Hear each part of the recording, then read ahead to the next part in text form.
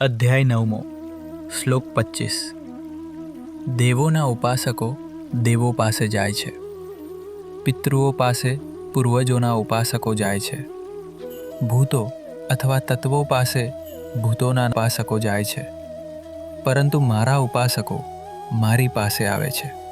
પાઇપમાં પાણી તે જળાશયના સ્તર સુધી વધી શકે છે, જેની સાથે તે જોડાયેલ છે. તેવી જ રીતે મનુષ્યનું મન તે દેવતાના સ્તર સુધી વધે છે, જેને તે પૂજે છે. તેથી આપણે વિવિધ સ્તરે ગૌણ દેવતાઓ અને અંતિમ વાસ્તવિકતા એટલે ઈશ્વર, બ્રહ્મ, શુદ્ધ ચેતનાના વચ્ચે તફાવત કરી શકવા સક્ષમ હોવા જોઈએ.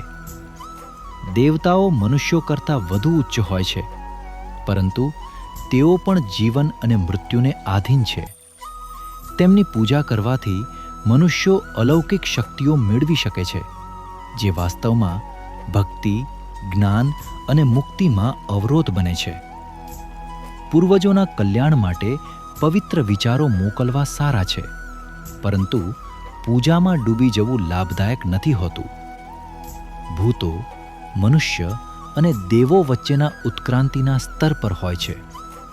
ભૂતોના ભક્તો મહત્તમ માનસિક શક્તિઓ મેળવી શકે છે, જે મિથ્યાભિમાન અને ભૌતિક જીવન સાથે વધુ બંધન તરફ દોરી જાય છે.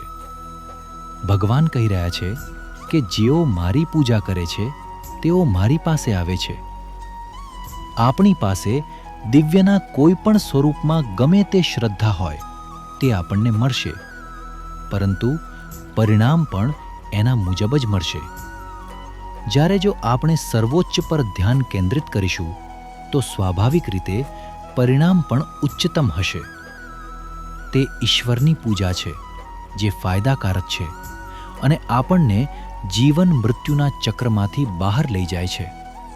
તેથી ભગવાન કહે છે કે મારા ભક્તો મારી પાસે આવે છે. આ બધા જીવોનો અંતિમ આધ્યાત્મિક ધ્યેય છે.